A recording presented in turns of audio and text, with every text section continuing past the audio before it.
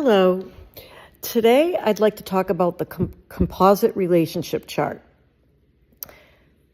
Now, in relationship astrology, we often look at the natal astrology chart of each individual, and then we will look at the synastry chart between the two individuals, how the planets and aspects and the elements and the various houses are interacting with each other.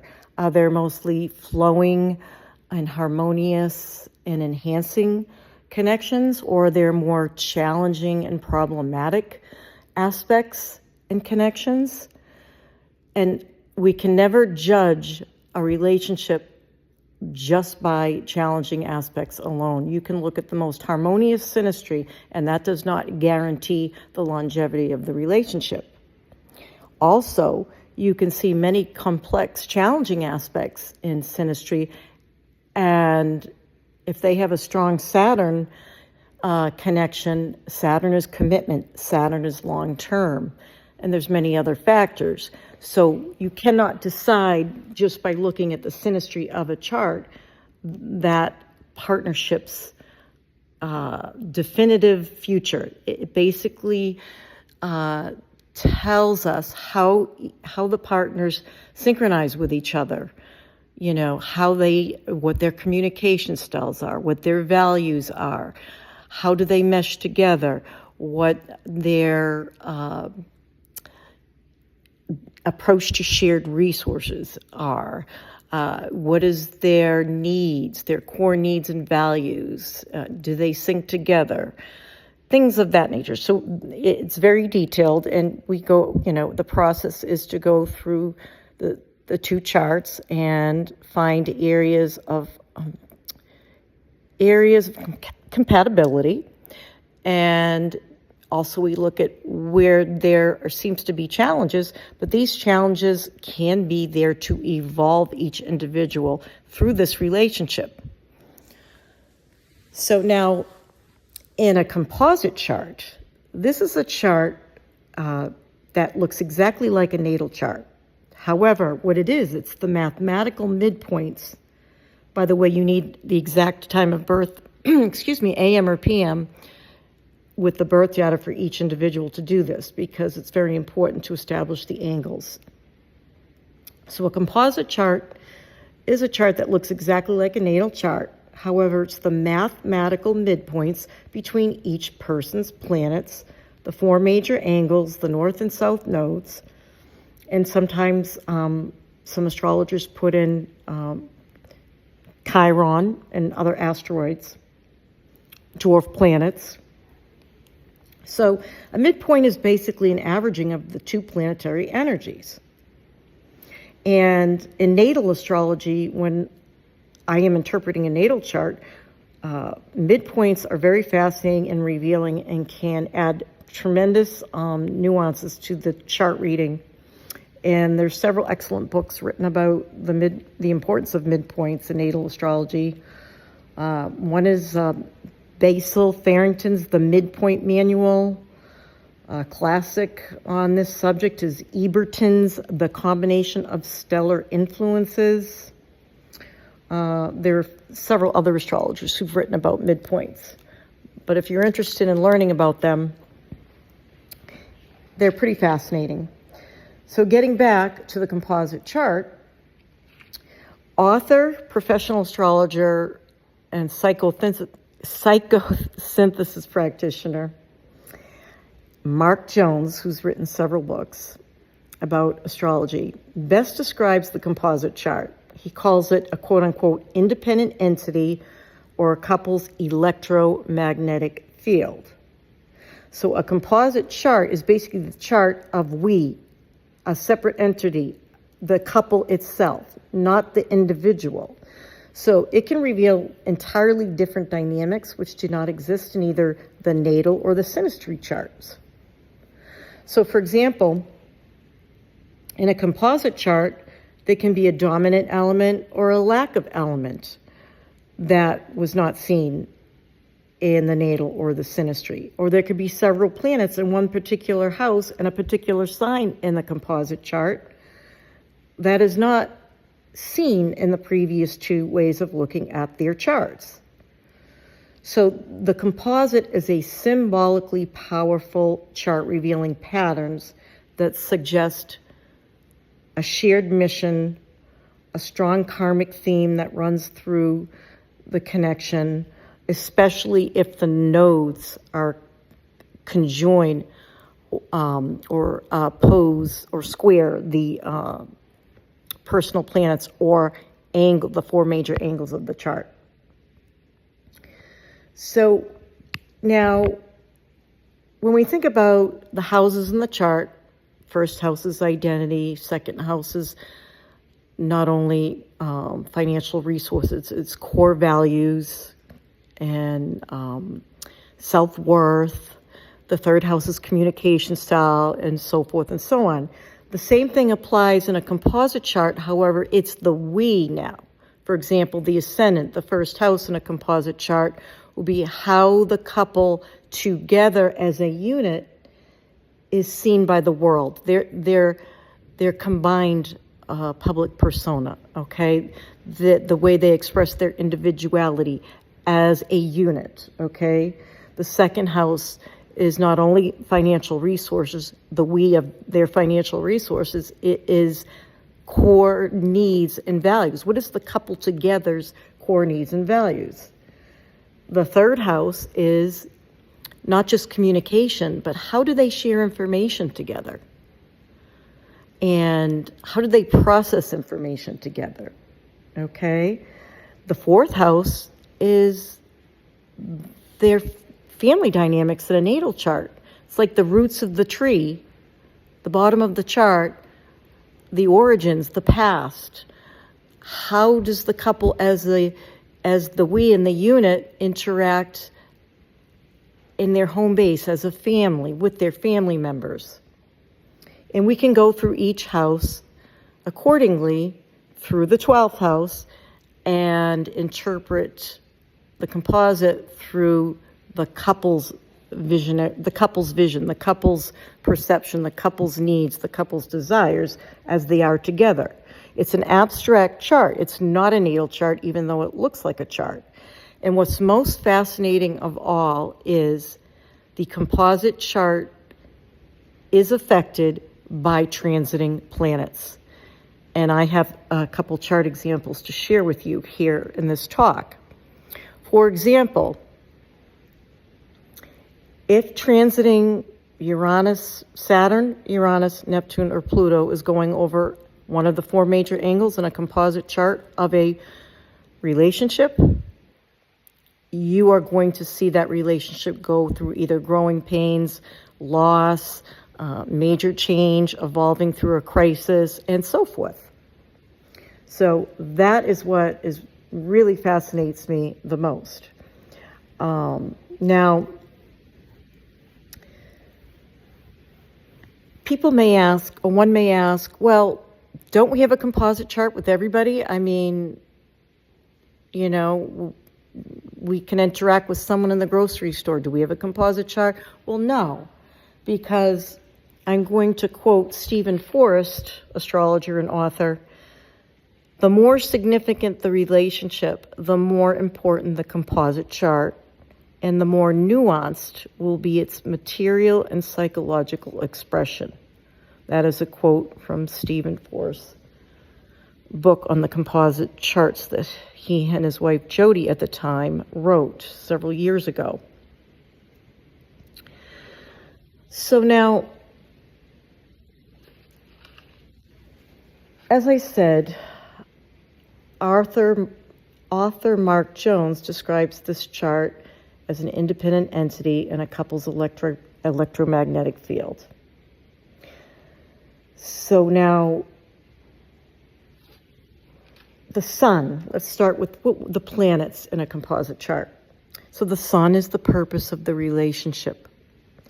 The moon is the emotional security of the couple, not the individual. The ascendant, as I said earlier, is how the couple is perceived as a unit together to the outer world. Mercury is how they communicate together, how they process information together, what is their communication style when they are together. Venus is what they love, what they value, what they find beautiful, what they appreciate. It can also be related to finances. Mars is how they assert themselves as a couple. Mars is also sexuality. Mars is passion and drive. Jupiter is what are their belief systems together? What are their philosophies expressed together? What makes them want to explore, expand, and grow as a couple? Chiron, where are they wounded together and where are they healing together? Uranus, what are their freedom needs? Where do they individuate as a couple? What stands out uniquely about them as a couple? Neptune represents the couple's spirituality, ranging from spirituality and a telepathic connection to addiction and escapism in a couple's composite chart. And Pluto can represent intensity, karmic power struggles, fated karmic destined relationships, okay? Because Pluto is very powerful. Yes, it was demoted to a dwarf planet, but I can tell you it is just as powerful as it ever was. So now the composite chart is the chart of the couple, and it's expressed through the houses, through the aspects, and it's deeply affected by outer planetary transits. So what I'm going to do now is I'm just going to share a couple of examples. And I'm going to start with one chart without transits, but over a year ago, I took an astrology course and I became friends with a woman named Brandy, a fellow astrologer, a yoga teacher, a retreat leader, a speaker, a women's circle facilitator, many more things, a very talented woman. We became friends. She's from Canada and I'm from Florida and Massachusetts.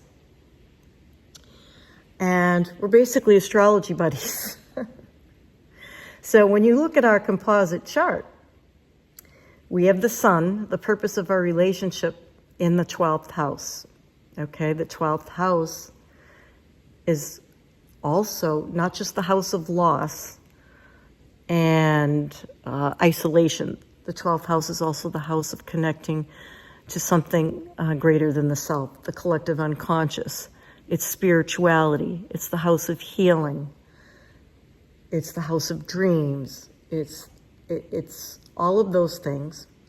Also, Mercury, how we as friends communicate, is in the 12th house, conjoin the planet Uranus, which is about astrology, and how we individuate together.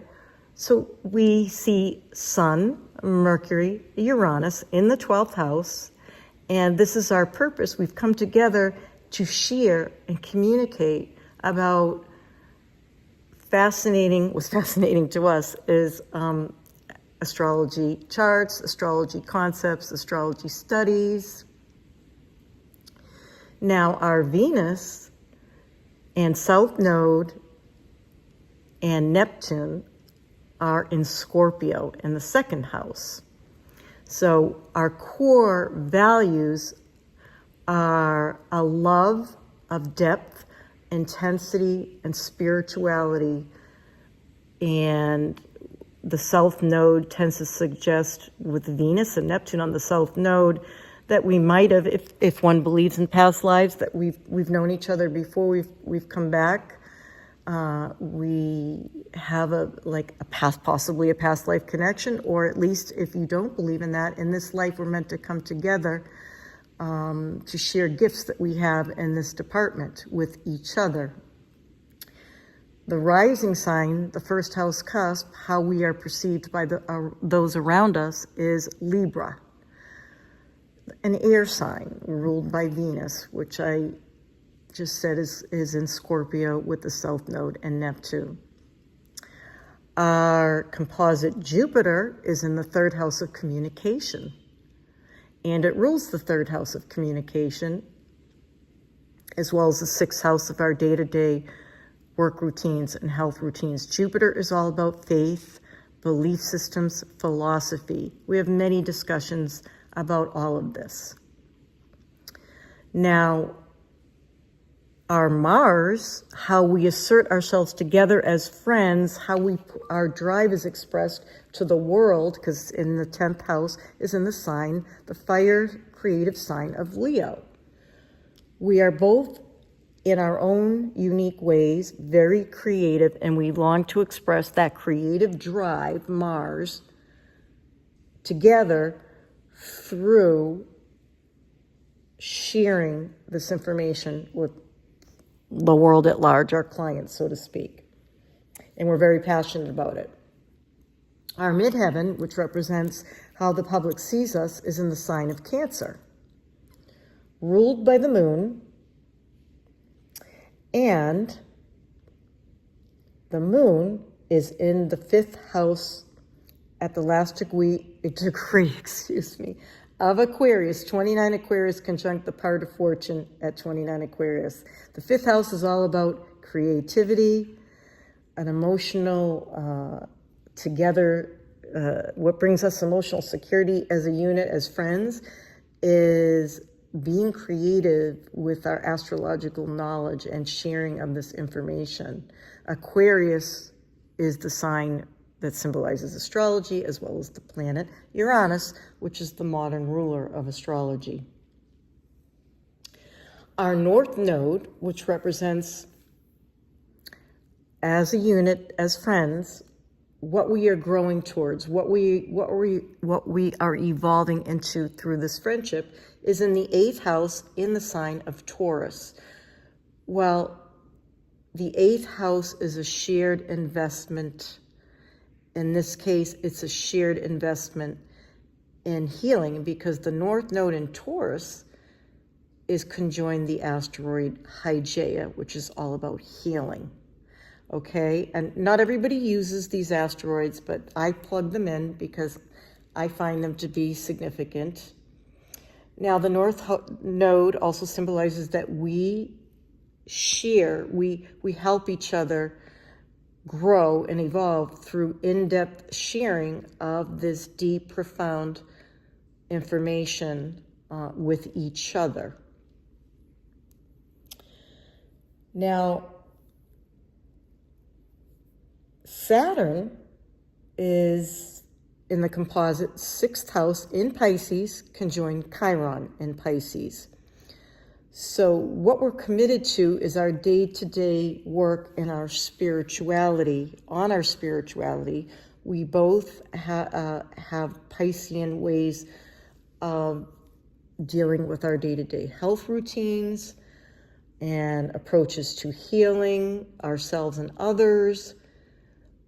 Saturn Chiron is also about service in the 6th house. So we are committed to the healing journey in our service to others. Now, Pluto in our composite chart, again, this is where the couple's shared karmic destiny is, or power struggles, or just the intensity of experience as friends.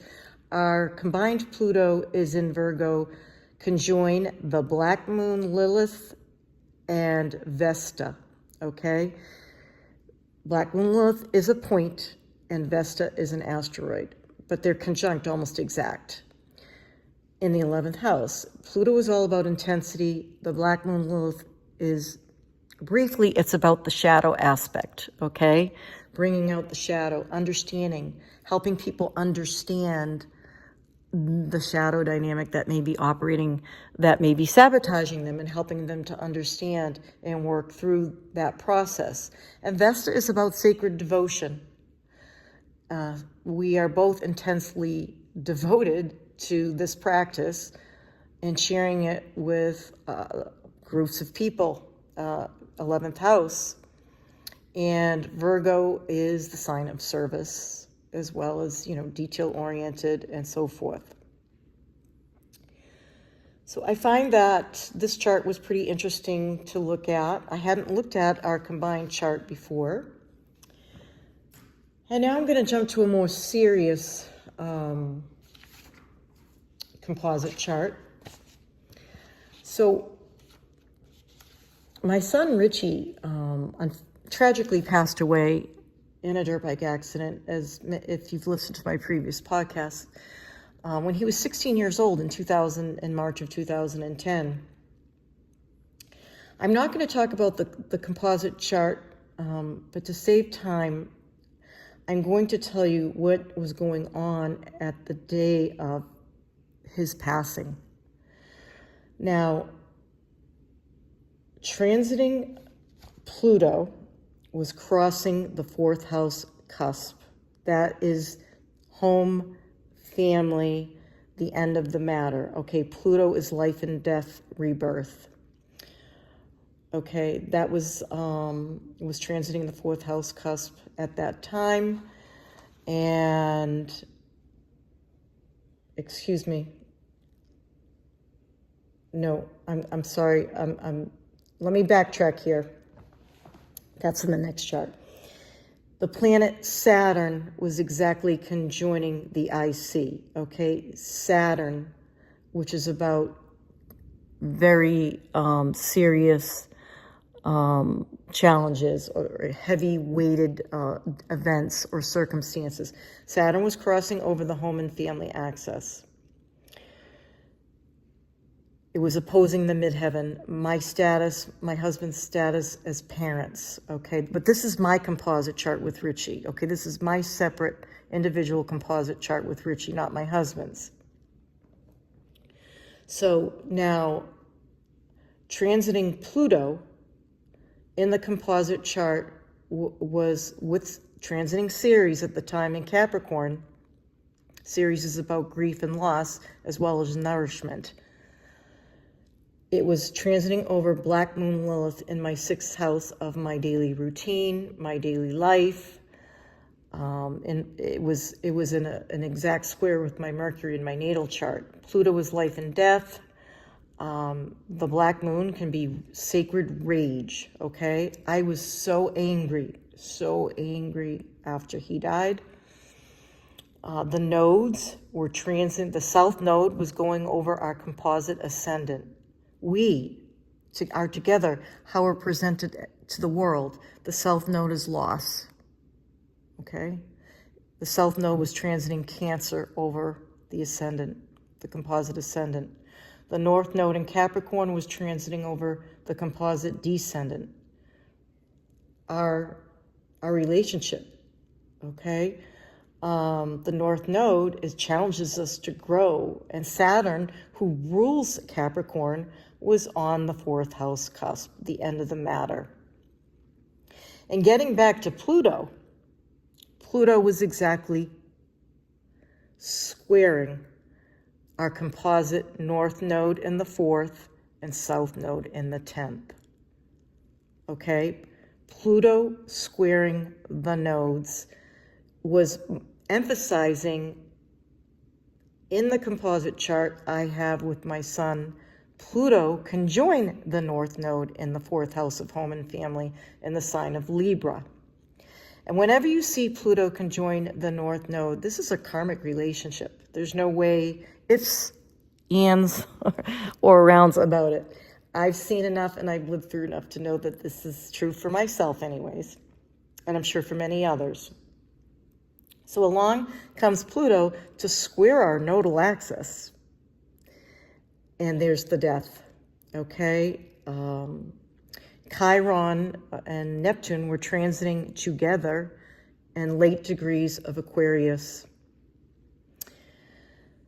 Uranus that very day was stationing in Pisces, conjoin the midheaven of this chart, within just a few degrees. And when a planet stations, especially an outer planet, you feel it. And that very day, Uranus, the planet of sudden change, sudden disruption, shocks, trauma, was transiting our composite midheaven, how the world sees us. And the sun was right there on the midheaven as well. The world was shown this Uranus-Sun conjunction by transit on our composite midheaven. The shock, the trauma, highlighting this awful, awful tragedy.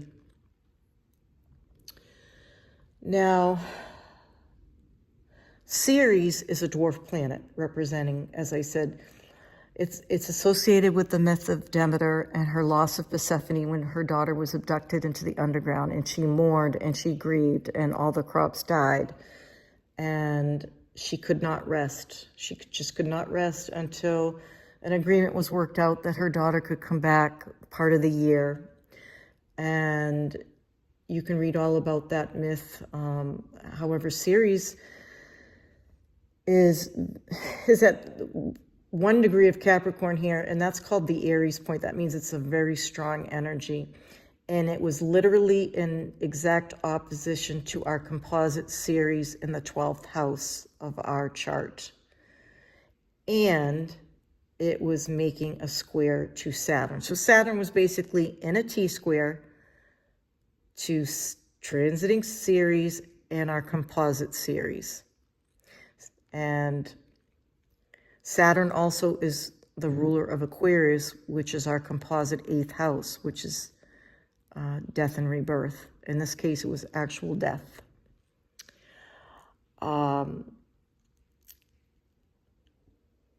Let's see. Transiting Mercury was oppose our composite Pluto in the 4th. I was absolutely grief-stricken. No surprise there. The transiting Mercury was transiting over our composite Eris. That is the dwarf planet, to put it briefly, of discord and chaos. And that also signifies this chaos that the world was seeing, that I was thinking and experiencing in my mind and raging about in my mind, this horrible loss.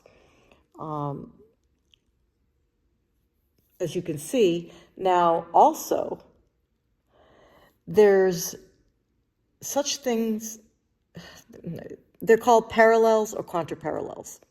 A parallel acts like a conjunction. That means it's very strong.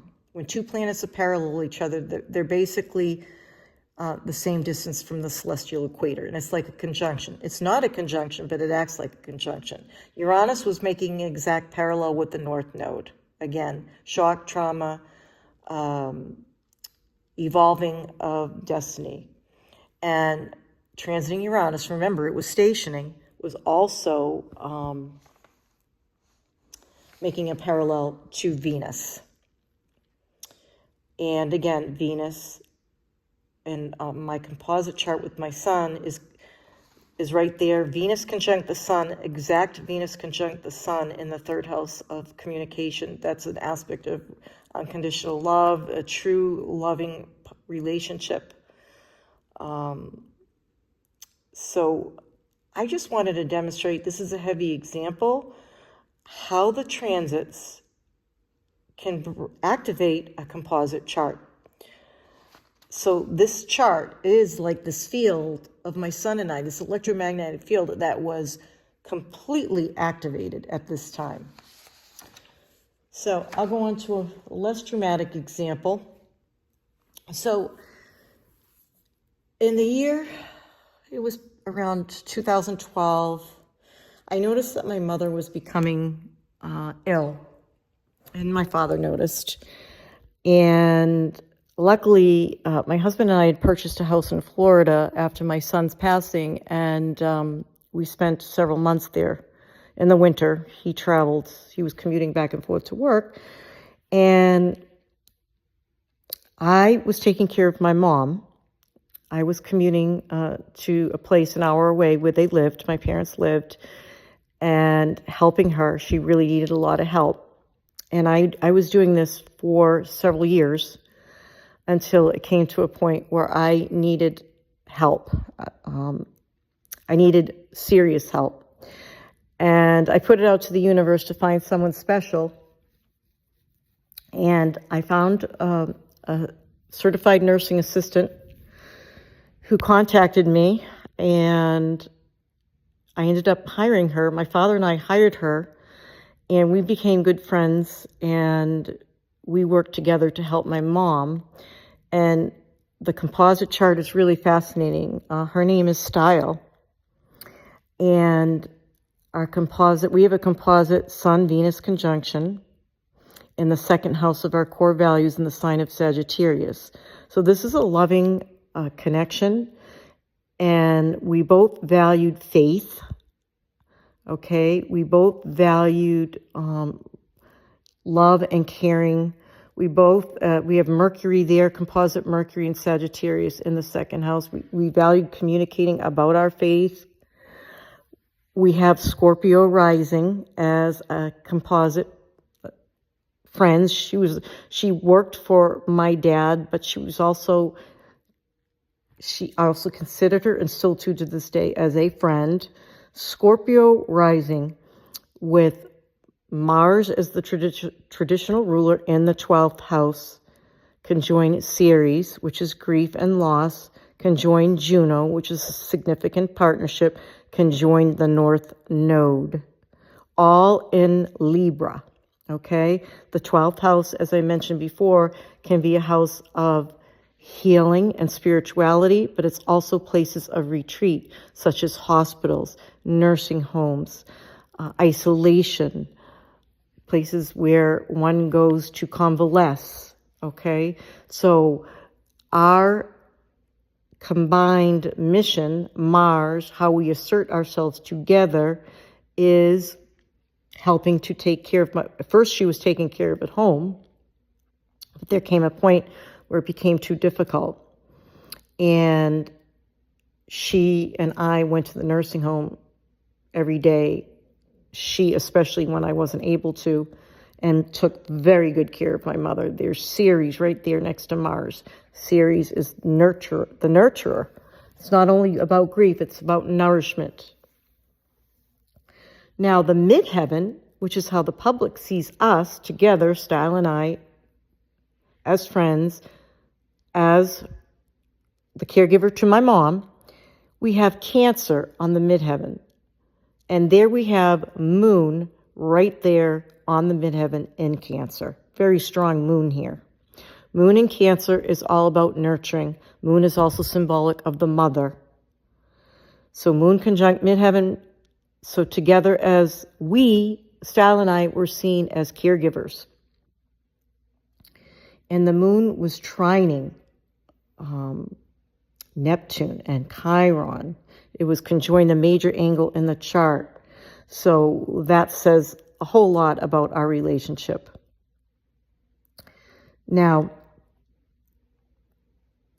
Jupiter in our composite chart, Style and I, was in the 4th house. We both expanded and grew when she worked at my parents' home. She helped me. She helped my mom. We shared faith. We shared our belief systems. And I feel that is aptly expressed through this Jupiter in the 4th house.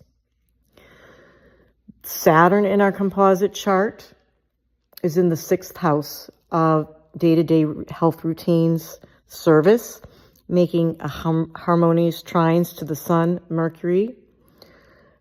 And it's also, though, opposing Mars in the 12th. This suggests the difficulty and the hardship of caring for my poor mother, who had this really, really awful illness. And it was very difficult. It became very, very difficult to watch her go through this experience. And she worked so hard, and I worked so hard to make her as comfortable as possible until she passed in 2019. Which brings me to the transits. When my mom passed, excuse me, I have papers in front of me here. So what was happening to this composite chart, the chart of Style and I together, by transit, Pluto, the planet of life and death, rebirth, sometimes physical death, was at the 4th house cusp opposing the midheaven, how the public sees us. Saturn was right there within a few degrees, also with Pluto opposing the midheaven. Transiting Uranus was exactly on the descendant, the 7th house cusp, major angle, opposing the ascendant. The 1st house cusp, major angle. Uranus is about disruption, chaos, shock, change. Okay? So Uranus was at 2 Taurus, opposing our combined ascendant, 2 Scorpio. And because my mother passed, that was going to be the end of our day-to-day connection. So there was going to be a break between us due to this, not only the loss of my mother, but these are major transits to angles. So this is again a perfect example of how, this occurred. My mother passed April 26th of 2019. These are the transits. Ceres, the dwarf planet that represents grief, was conjoined our composite sun. Eris, the dwarf planet of discord and chaos, and its many other things, which I would like to talk about in another podcast, is exactly square the midheaven in Cancer. In the 6th, day-to-day routine. Our life as we knew it, our day-to-day routine, was going to change big time through this grief.